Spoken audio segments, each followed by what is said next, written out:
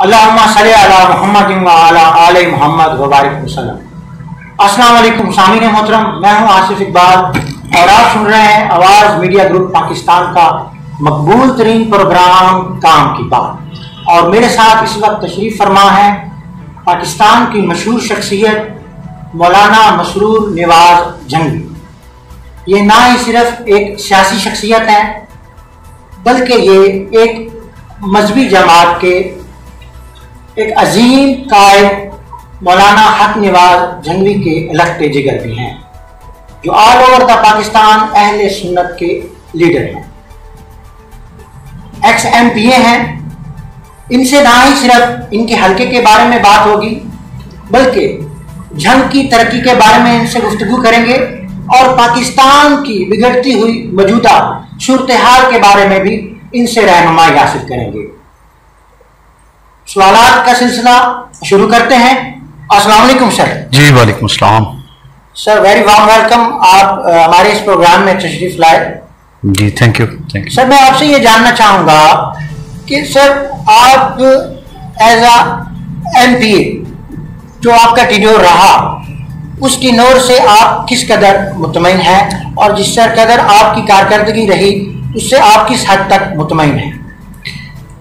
मैं 2016 के अंदर दिसंबर में 1 दिसंबर को मुंतखब हुआ था जंग की सूबाई सीट से, और ये टेन्योर तकरीबन जो है वो 1 साल और 6 माह के अरसा तक पर मुहित था। जून में असम्बलियाँ 18 में ख़त्म हो गई। उस टेन्योर के उस सारे वक्त में चूँकि मैं एक अपोजिशन का हिस्सा था और यहाँ से हुकूमती जमात के ख़िलाफ़ इलेक्शन लड़कर जो है वो कामयाब हुआ था अल्लाह रब्बुल इज़्ज़त की करम नवाजी से और जंग की अवाम की मोहब्बतों के साथ। तो मैं अपने उस वक्त में मैंने जो अपने लोगों के साथ वादे किए थे उन पे मैंने हद्दुल वसा कोशिश की कि मैं उन पे पूरा उतरूँ। उसमें मैंने सबसे बड़ा वादा ये किया था अपने लोगों के साथ कि अगरचे चूँकि मैं हुकूमत के ख़िलाफ़ जा रहा हूँ तो हो सकता है मैं बहुत बड़े काम ना कर सकूँ, लेकिन मैं आपके दुख दर्द में हमा वक्त खड़ा रहूँगा। और उसके लिए मैंने अल्हम्दुलिल्लाह अपनी पूरी जिद्दोजहद की और हर जगह पर जंग के जो हमारे दोस्त हैं, लोग हैं, वो इस बात की गवाही देंगे कि मैं उनके हर दुख दर्द में उनके साथ खड़ा रहा। उसके साथ साथ चूँकि फिर आखिर वक्त में हमारा हुकूमत के साथ अलाइंस हो गया, सेनेट का इंतखाब आया। सेनेट के इंतखाब में मैंने हुकूमती कैंडिडेट को वोट दिया और इस शर्त पर दिया कि आप हमें जंग के हवाले से हमारे साथ मुकम्मल ताउन करेंगे, इसकी जो बिगड़ती हुई सूरत हाल है उसको बेहतर बनाने के लिए। और अल्हम्दुलिल्लाह उसमें हमें उन्होंने जंग के हवाले से, चूँकि जंग यूनिवर्सिटी एक बहुत बड़ा इशू था और हमारी ख्वाहिश थी कि हमारे शहर की जो तरक्की के रास्ते में रुकावट है वो दूर हों। और हमारे शहर में चूँकि आपको पता है कि इंडस्ट्री का सिस्टम नहीं है और हम ये चाहते हैं कि एजुकेशन ही एक ऐसा निज़ाम बन जाए जिसके ज़रिए हमारा शहर जो है वो तरक्की कर जाए। तो वहाँ आवाज़ बुलंद की असम्बली में। उस आवाज़ के बाद उन्होंने हमसे ये कहा कि हम आपको तकरीबन 16 करोड़ रुपए के करीब उन्होंने फंड्स उसके लिए जारी किए और उसके साथ दीगर मदात में भी उन्होंने फंड्स जारी किए। चूँकि मेरे जो फरीक मुखालिफ यहाँ थे और एक अरसे से हुकूमत का हिस्सा थे, उनका हुकूमत पर बहुत ज़्यादा प्रेशर था कि हम आपको छोड़ देंगे, हम आपसे पीछे हट जाएंगे अगर आपने इसको फंड दिए। तो उन्होंने एक तरीक़ाकार मेरे साथ मुतय्यन किया। मैंने उनसे, चूँकि मैंने पहले दिन से डे फर्स्ट से ही मैंने ये आवाज़ लगाई थी कि मुझे किसी तख्ती की ज़रूरत नहीं है, मैं चाहता हूँ मेरा शहर तरक्की करे, हमने यहाँ रहना है, हमारी नस्लों ने यहाँ रहना है, तो हमारा शहर तरक्की करे। तो उसके लिए मेरी हमेशा से यही ख्वाहिश रही कि जंग के लिए फंड्स आते रहें, चाहे वो मेरे नाम की तख्ती लगे या ना लगे। और इस बेसिस पे उन्होंने बहुत सारे फंड्स जो है वो जारी किए। चूँकि जो एक हिज़्ब इख्तिलाफ मुझे जंग में थी उसका बहुत ज़्यादा हुकूमती प्रेशर होने की वजह से वो बराह रास्त कुछ चीज़ें मेरे साथ नहीं कर सके, लेकिन बहुत हद तक उन्होंने जंग को उस दौर के अंदर फैसिलिटेट किया। आपके कहने का मकसद ये है कि आप चूँकि अपोजिशन की हुकूमत में एज अ MPA थे तो आपको उस तरह फैसिलिटेट तो ना किया गया जिस तरह हुकूमत में रहकर एक हुकूमती नुमाइंदे को किया जाता है, लेकिन फिर भी आपकी कारकर्दगी बहुत बेहतर रही अल्हम्दुलिल्लाह। सर, आपसे मैं ये जानना चाहता हूँ कि क्या एक MPA का काम सिर्फ गलियाँ, सोलंग और ये छोटे मोटे इलाकाई लेवल पर कंस्ट्रक्शन करवाना ही है या इसके अलावा भी और कोई जिम्मेदारियां होती हैं? बेसिकली ये हम अगर कहें तो हमारे सिस्टम का ये अलमिया है कि एमपीएज या एमएनएज से हम ये काम ले रहे हैं या उन्हें ये चीजें दी जाती हैं, ग्रांटें और ये चीजें। मैं ये समझता हूं कि देखें, सड़क या सीवरेज सिस्टम, तालीम, सेहत, ये पाकिस्तान के हर शहरी का बुनियादी हक है और रियासत की जिम्मेदारी है कि उन्हें इनका बुनियादी हक दे। ये किसी एमएनएमपीए की जिम्मेदारी नहीं, ये रियासत की जिम्मेदारी कि जो लोगों के बुनियादी हुकूक हैं वो किसी फर्द के हाथ में होने ही नहीं चाहिए, वो रियासत के हाथ में होने चाहिए। उससे फायदा ये होता है कि हर बंदे को उसके हुकूक मुकम्मल मिलते रहते हैं। आप देख सकते हैं कि एक अरसे से हमें झंग में ये शिकायत जरूर है, बाकी शहरों का मैं आइडिया नहीं इस बारे में दे सकता, लेकिन झंग के हवाले से तो हम एक अरसे से ये महसूस कर रहे हैं कि जब भी कोई नुमाइंदा मुंतखब होता है तो वो अपने ही तबके को फैसिलिटेट करने की कोशिश करता है, चंद हिस्से की गलियां बनाता है, चंद लोगों के काम करता है, दीगर तबकात के काम नहीं करता। ये चीजें जो है ये नहीं होनी चाहिए। एक टाउट सिस्टम की इजारादारी है, आप टाउट सिस्टम उसको कह लें या आप ये कह लें कि उसमें ऐसा, यानी एक तबके से बंदा मुंतखब होता है तो वो दूसरों को बिल्कुल इग्नोर कर देता है, जो कि जुल्म है, ज्यादती है। कि जंग के आप रहने वाले हैं, अगर आप जंग से इलेक्शन जीत रहे हैं तो इसका तकाजा ये बनता है कि आप वहां के हर फर्द के, जब आप मुंतखब होकर जाते हैं असेंबली में तो वहां पर यह नहीं लिखा होता कि ये शख्स जो है जंग के 10,000 अफराद का नुमाइंदा है, 20,000 अफराद का नुमाइंदा है, 30,000 का, वहां पूरे जंग का लिखा होता है। यानी आपकी पूरी जो पीपी है उसका पूरा नाम लिखा होता है। अब पीपी 126 है तो उसका है, पीपी 125 है उसका है, पीपी 124 है। तो आप जब मुंतखब हो गए तो आप सब के नुमाइंदे, जितने अफराद वहां बसते हैं, जितने वहां के वोटर हैं और जो वोटर नहीं है उनके भी हैं, जिनका वोट नहीं बना, अभी उनकी उम्र पूरी नहीं हुई, बच्चे हैं, तो उनके भी तो वही नुमाइंदा है, उनके हुकूक का उसे ख्याल रखना है। और मैं ये समझता हूं कि ये तमाम चीजें जो हैं वो रियासत को करनी चाहिए ताकि बुनियादी हुकूक के हवाले से किसी भी किस्म की महरूमी ना हो। कोई क्रेडिट लेने के चक्कर में, हमारी जंग यूनिवर्सिटी क्रेडिट लेने के चक्कर में कैसा मुअत्तल रही, कहीं तख्ती का प्रॉब्लम हो गया, कहीं आपका हॉस्पिटल अपग्रेड नहीं हुआ, वजह यह बनी कि जी जनाब फलां आएंगे तो इसका इफ्तिताह होगा तो ये होगा। हालांकि ये काम ऑटो होने चाहिए। जो लोगों के बुनियादी हुकूक है वो उनको खुद ब खुद मिलने चाहिए। और एमएनए एमपीएस जो है उनका काम दर हकीकत कानून साजी करना है और लोगों के लिए ऐसे मुयस्सर और बेहतरीन कानून बनाना है जिसके जरिए अवाम अपने हुकूक भी हासिल कर सके, उनको इंसाफ भी मुयस्सर आए, उनके लिए माहौल बेहतर हो, उनके साथ जुल्म ना हो। ये इसके लिए ये सिस्टम बनाया गया है, ना कि इस चीज के लिए कि गलियां नालियां सोलंग की ग्रांटें देकर मखसूस लोगों को नवाजा जाए। सर, ये अपकमिंग 2023 में तकरीबन इलेक्शन होने वाला है, तो आप किस सीट पर इलेक्शन लड़ेंगे और आपका एजेंडा क्या होगा? मैं चाहूँगा कि आवाम को पता चले ताकि मेंटली वो भी प्रिपेयर हों और आपसे वो किस तरह की उम्मीदें लगाएं। लेकिन पहली चीज तो यह है कि जो इलेक्शन की बात है, हमने ये तो तय कर लिया होगा कि हम इंशाल्लाह इलेक्शन लड़ेंगे। बाकी चूंकि इसमें सियासत एक सिस्टम है, उसमें जोड़ तोड़ का निज़ाम होता है, मेल मिलाप होते हैं, ग्रुप मिलते भी हैं, ग्रुप टूटते भी हैं, तो उसके लिए हम जो है इसको हम कुछ अरसे तक हम इसको बाकायदा जो है अनाउंस कर देंगे कि हम किस सीट पर जंग से इलेक्शन लड़ेंगे। दोनों सीटों के लिए हमारी तैयारी जारी है, कौमी के लिए भी और सूबाई के लिए। दोनों पर हम अपना काम कर रहे हैं, लोगों की खिदमत भी कर रहे हैं, जिस हद तक हमारे इख्तियार में है उस हद तक उनकी मुकम्मल ताउन उनके साथ कर रहे हैं। तो इंशाल्लाह हम इसकी अनाउंसमेंट हम कुछ अरसे तक इंशाल्लाह कर देंगे। और जहां तक बात है कि हमारा एजेंडा यही है कि हमें जंग की तरक्की चाहिए।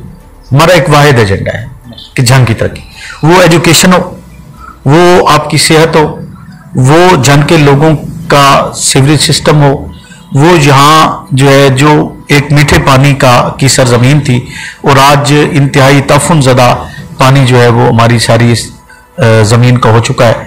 तो हम ये चाहते हैं कि हम इसके लिए ऐसे इनकलाबी इकदामात करें जिन इकदामात के ज़रिए जंग अपनी असल शक्ल पर वापस आए और दीगर शहरों से जो ये 30 साल पीछे हो चुका है ये उनके बराबर अपने हुकूक जो है ना वो हासिल कर सके इंशाअल्लाह अज़ीज़। और उसके लिए हमारी तैयारी मुकम्मल है। इंशाअल्लाह हम पूरी कोशिश और पूरी जिद्दोजहद के साथ अपने शहर को तो वो तमाम हुकूक दिलवाएं। सर, जैसा कि आपने जंग की तरक्की की बात की, तो जंग की तरक्की में जो सबसे बड़ी हडल हायल है वो ये है कि इसको अपग्रेड नहीं किया जा रहा, इसको डिवीज़न का दर्जा नहीं दिया जा रहा।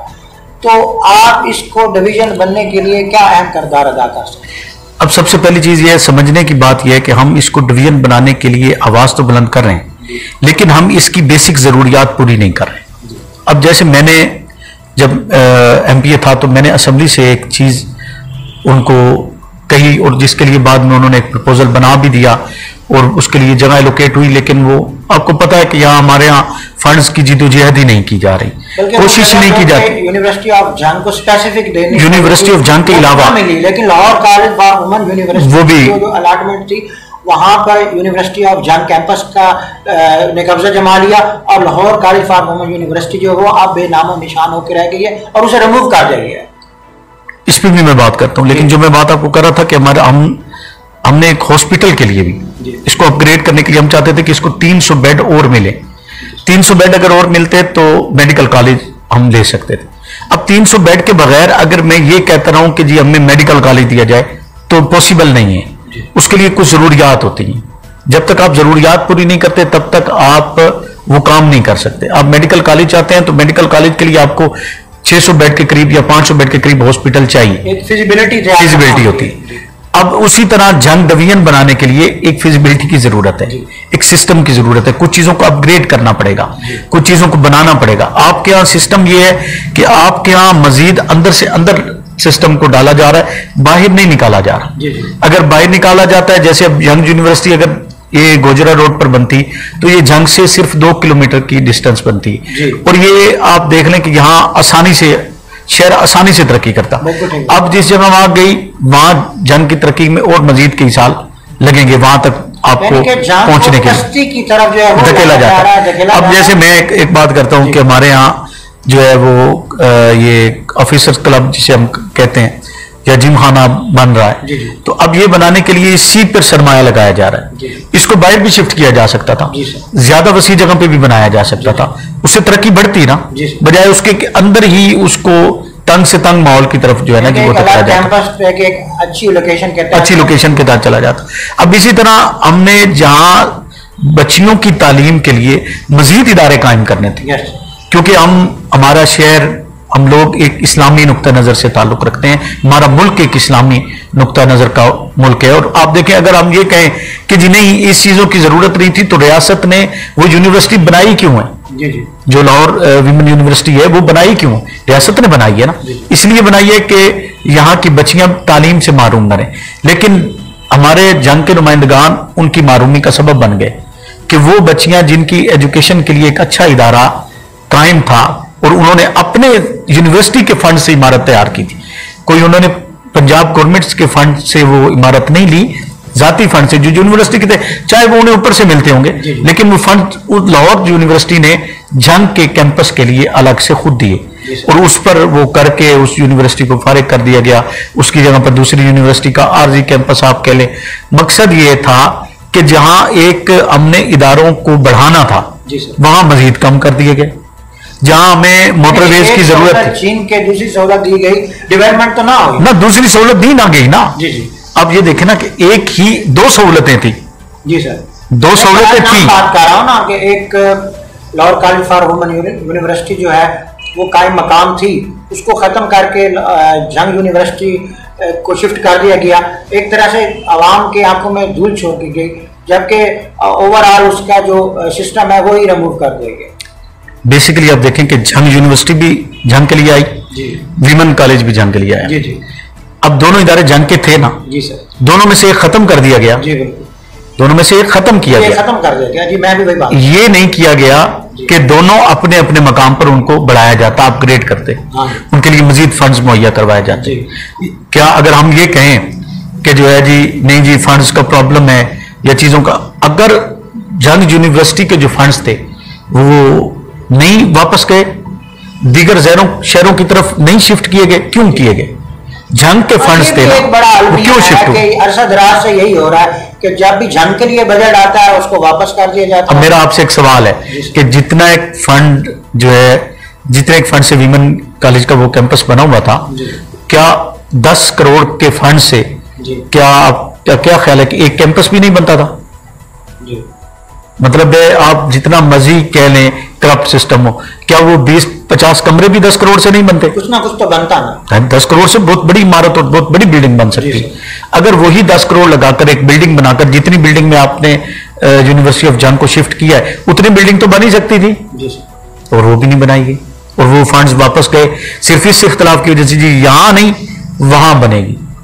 यहां किसको मफाद है, वहां किसे मफाद है, इस बात पर जंग की आवाम को गौर करना चाहिए। सर आप MP हो या MNA, आने वाले वक्तों में जैसा कि आपने बहुत खूबसूरत ब्रीफिंग दी कि एक MP या MNA का काम सिर्फ गलियां सोलंग और वो कुछ नहीं होता, ओवरऑल डिस्ट्रिक्ट लेवल पे जो डिस्ट्रिक्ट ऑफिस होते हैं मुख्तलिफ डिपार्टमेंट्स के, साथ वो वापटा हो, पुलिस हो, एजुकेशन हो, सेहत हो या जो भी हो, उनको लुक आफ्टर करना और उसके सिस्टम को बेहतर करना, वो भी एक पॉलिटिकल पर्सनैलिटी की ड्यूटी होती है। तो सर आप इस लेवल पर किस कदर जो है वो बेहतरी लाएंगे? अब इसमें चीज ये है कि कुछ बेहतरियां जो होती है ना वो उस वक्त आ सकती हैं जब आप पूरा सिस्टम पूरा निजाम आप देखें। जैसे एक वजीर आला है, वजीर आला अपने सूबे में जैसी चाहे बेहतरी ला सकता है। वजीर आजम है, वो अपने मुल्क में जैसी चाहे बेहतरी ला सकता है, जैसा चाहे सिस्टम को दुरुस्त कर सकता है, क्योंकि उसके पास वो पावर्स हैं, वो इख्तियारात हैं। एक जो MP या MNA होता है उसके पास वो इख्तियारात नहीं होते कि वो उस इदारे को उस म्यार पर, चूंकि वो इदारा माज उसके PP में या NA में नहीं होता, वो पूरे मुल्क में या पूरे सूबे में होता है। वो उसके सिस्टम को जो है वो डायरेक्ट वो गवर्नमेंट ऑफ पंजाब के अंडर होती है। यस, वो उसको कंट्रोल करने का निजाम वो CM पंजाब के पास होता है, चीफ सेक्रेटरी के पास होता है। उसका कंट्रोल का निजाम एक MNA MPA के पास नहीं होता, बल्कि अपने कई कामों के हवाले से इनको उनका मरून मिन्नत होना पड़ता है।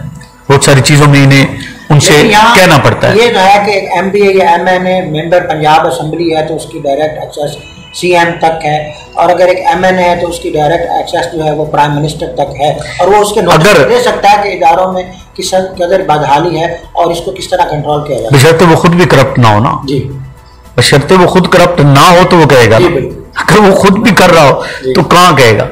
और दूसरी बात यह कि जब ये सिस्टम आप वो वहां कह सकता है, और अगर ये एक प्रेशर ग्रुप बनाएं सारे MPs मिलकर इसको बेहतरी लाना चाहें तो यकीनन CM इनके वोटों से बनता है।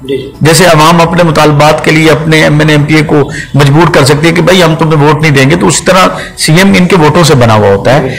उसको अगर मजबूर किया जाए तो निजाम में बेहतरी ला सकते हैं, उसके लिए कानून साजी कर सकते हैं। उस कानून साजी के लिए वहां पर वो तहरीकें जमा करवा सकते हैं, सवालात जमा करवा, और ऐसा होता भी है। इसके लिए ऐसा किया भी जाता है। अखबार में कोई ऐसी खबर आ गई, उसके हवाले से वहां तरीके इस्तेकाक या तरीके इल्तवा जमा करवाई जाती है। इसी तरह दीगर मामला, कोई MNA MPA से ज्यादती हुई या उसके हल्के में किसी बंदे के साथ ज्यादती हुई और जवाबन MNA MPA ने उसको जो है जिस ऑफिसर ने की उसके साथ अगर बात की और उसने आगे से उसका तदारुक नहीं किया तो वो उसके लिए भी वहां पर वो तारीख जमा करवाता है। मकसद ये कि उसका एक सिस्टम है। अब उस सिस्टम में उस सतह की आप कह लें कि सजा नहीं है, उस सिस्टम में उस सतह का इंसाफ नहीं है, उस सिस्टम में उस सतह की आप कह लें कि बेहतरी नहीं, जिसकी वजह से वो निजाम नीचे तक दुरुस्त नहीं हो रहा। लेकिन ये होना चाहिए।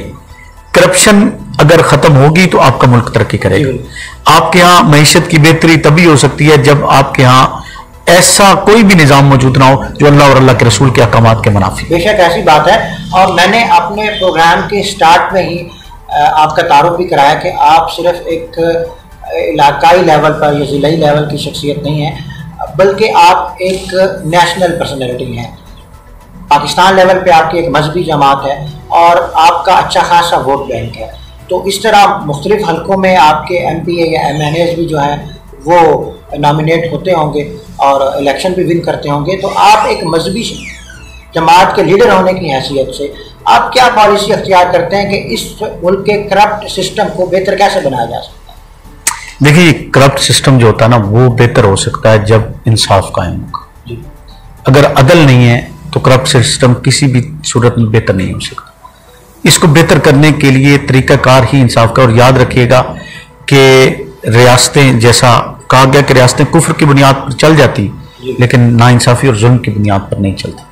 हमारे यहाँ जिस तरह का निज़ाम मौजूद है, जिसमें बस जिसकी लाठी उसकी भैंस वाला निज़ाम, तो जब तक ये सिस्टम होगा आप उसमें कहें कि बेहतरी ला सकते हैं, आप बेहतरी नहीं ला सकते। जहां तक बात है नुमाइंदगान की, तो आपको उसके लिए अभी बड़ा एक सफ़र है आपके यहाँ ऐसा सिस्टम है कि जो सिस्टम इस्लाम पसंद तबके के अगेंस्ट जाता है, ऐसा सिस्टम भी है जो आपके यहाँ बैरूनी कुव्वतें एक पूरा असर रखती हैं, जिन्होंने 70 साल से आपको इस्लाम के निज़ाम पर नहीं आने दिया, वो एक अपना पूरा असर और पूरी कोशिश करती हैं कि इस्लाम और इस्लाम वालों के रास्ते में रुकावट बनती रहे।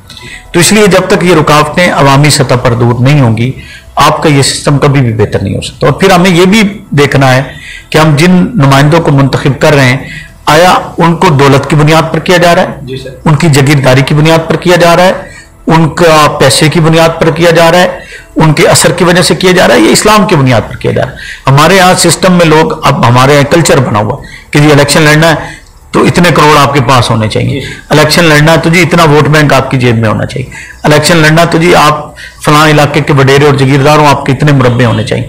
क्या हमारे यहाँ साइकिल वाले को वोट दिया जाता है? हाँ, देखते हैं। और बल्कि इसकी ख्वाहिश जरूर की जाती है कि जी नहीं, 4 गाड़ियां आई खड़ी होंगी घर के बाहर तो जी हमारी इज्जत बनेगी। मैं एक बात बाजू का सोचता हूँ, ये है कि क्राइटेरिया ही इलेक्शन का इस तरह का बना दिया गया कि जिसके पास करोड़ों नहीं है वो इलेक्शन लड़ ही नहीं सकता।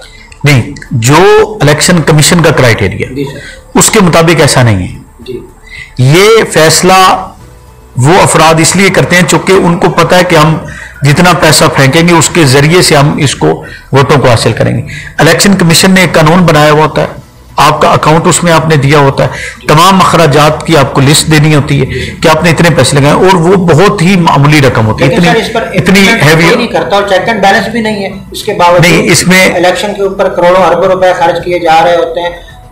अब देखे ना जी, चोर रास्ते तो हर जगह है, चेक एंड बैलेंस भी है, अससाजात भी जमा होते हैं, सारा सिस्टम इलेक्शन कमीशन इलेक्शन के फौरन बाद ही वो आपसे बकायदा आपके बिल्स भी लेता है, आपसे लिस्ट भी लेता है, सारी हर चीज वहां जमा करवाता है। लेकिन चोर रास्ते हर जगह है ना, जब तक वो चोर रास्ते बंद नहीं होते आप ये नहीं कह सकते कि ये इलेक्शन जो है ना वो दौलत के बगैर लड़ा जा सकता है।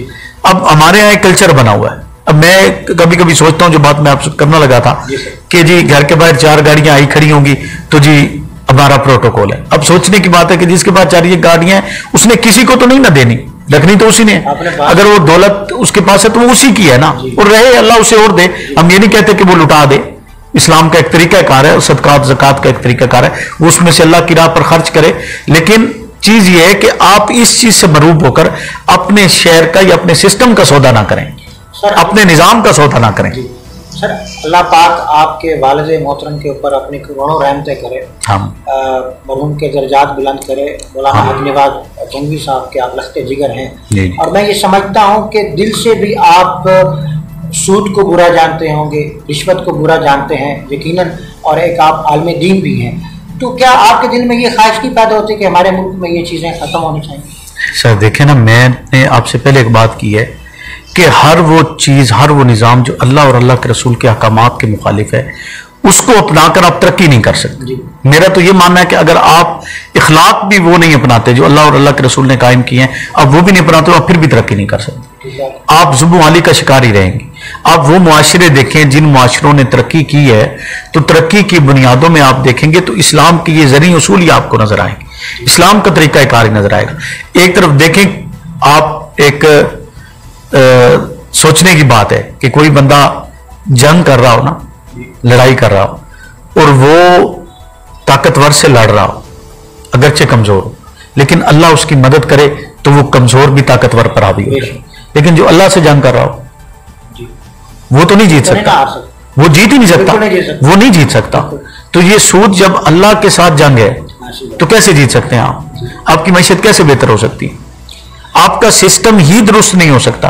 आज आप कहते हैं जी दुआएं कबूल नहीं होती, तो आप मुझे बताएं जब आपके सिस्टम में इस हद तक सूद और ये हराम जमा हो जाएगा तो आपकी दुआएं कैसे कबूल होंगी? सर हमारी जिम्मेदारी तो ये थी कि अल्लाह रब्बुल इज्जत ने कुरान में फरमाया कि मोहम्मद सल्लल्लाहु अलैहि वसल्लम, हमने आपकी उम्मत को बाकी तमाम उम्मतों से बेहतर उम्मत पैदा की है, कि खुद भी अल्लाह और उसके रसूल सल्लल्लाहु अलैहि वसल्लम के अहकामात के मुताबिक ज़िंदगी गुजारें, और दूसरों को भी अल्लाह और उसके रसूल सल्लल्लाहु अलैहि वसल्लम के अहकामात के मुताबिक ज़िंदगी गुजारने का हुक्म दे, यानी खुदाई फौजदार बन के रहे। और दूसरी तरफ सूरह अल फुरकान में अल्लाह रब्बुल इज़्ज़त ने फरमाया कि और इंसान को वही कुछ मिलता है जिसकी वो कोशिश करता है।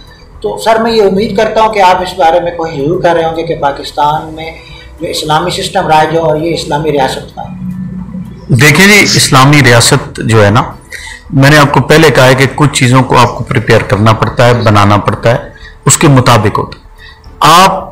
आपके अफराद और लोग जब तक इस्लाम अपनी ज़िंदगी में नहीं लाते, आप कभी भी नहीं ये चाह सकते कि वो आपके सिस्टम का हिस्सा बन जाए, कभी भी नहीं हो सकता। आपको ये ज़रूरी है कि आप अल्लाह और अल्लाह के रसूल के अहकामात को अपनी ज़िंदगी में भी लाएं और उसके लिए अमर बिल मारूफ व नही अनिल मुनकर के तरीक़ाकार को भी अपनाएं, लोगों को नेकी का पैगाम भी दें, बुराई से मना भी करें। वो आपकी रियासत की जिम्मेदारी भी है। देखिए, रियासत ने जो आइन और कानून बनाया हुआ है वो इसी के तहत बनाया हुआ है ना, उसके ऊपर लिखा हुआ है कि सुप्रीम हुक्म इस पर अल्लाह और अल्लाह के रसूल का। आपके आइन और कानून पर सुप्रीम हुक्म किसका है? अल्लाह और अल्लाह के रसूल का।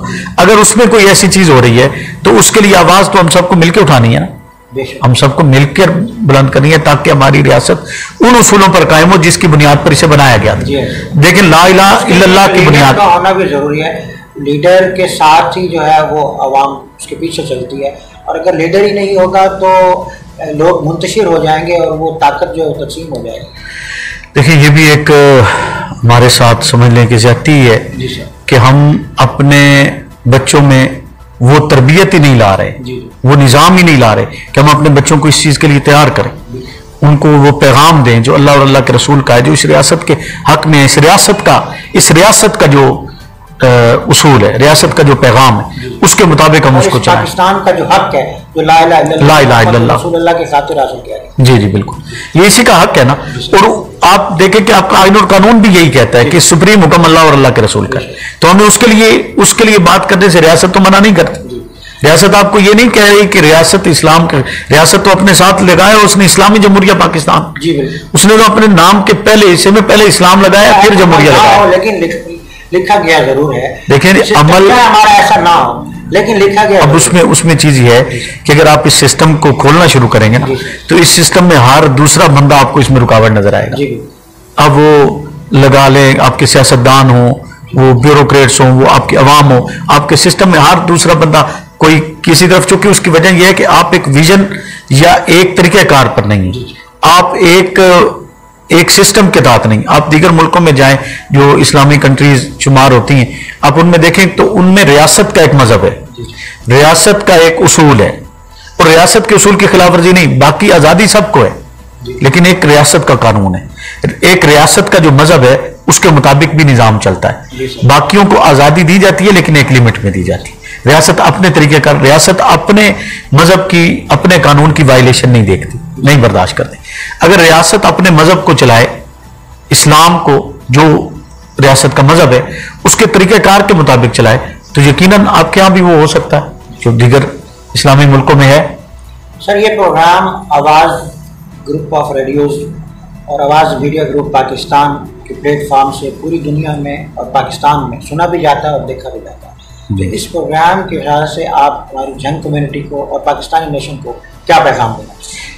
जंग के हवाले से तो मैं यही पैगाम देना चाहूँगा कि अपने हुकूक की आवाज़ बुलंद करें, अपने हुकूक पर किसी किस्म की सौदेबाजी ना करें, ऐसे लोगों को हरगिज़ अपने ऊपर मुसल्लत ना होने दें जो उनका सौदा करते हैं, उनके वोट को इस्तेमाल करके या उनकी जो है वो नज़रियात को इस्तेमाल करके या उनको जकड़ के किसी भी हवाले से दौलत के ज़रिए या दीगर हथकंडे इस्तेमाल करके उनको एक ऐसे रास्ते की तरफ ले जाते हैं जिन पर ना उनके बच्चों की कोई कामयाबी है, ना उनकी आने वाली नस्लों की कोई कामयाबी है, ना उनकी कोई है। तो इस निज़ाम के खिलाफ उन्हें आवाज़ बनना चाहिए और अपने हुकूक की जिदोजहद करनी चाहिए, अपने हुकूक की आवाज़ बुलंद करनी चाहिए, और इंशाअल्लाह हम उनकी आवाज़ बनेंगे, उनके हुकूक के लिए हम आवाज़ भी बुलंद करते रहेंगे, और इंशाअल्लाह जो है हमारी भरपूर ये कोशिश होगी कि हम जंग को उसके पूरे हुकूक दिलवाएं। Thank you sir. ये थे हमारे साथ पाकिस्तान की मुमताज़ शख्सियत मौलाना हक निवाज जंगी के लख्ते जिगर मौलाना मसरूर निवाज ex-MPA जंग। इन्हीं अल्फाज के साथ अपने मेज़बान आसिफ इकबाल को इजाज़त दीजिए। अल्लाह ने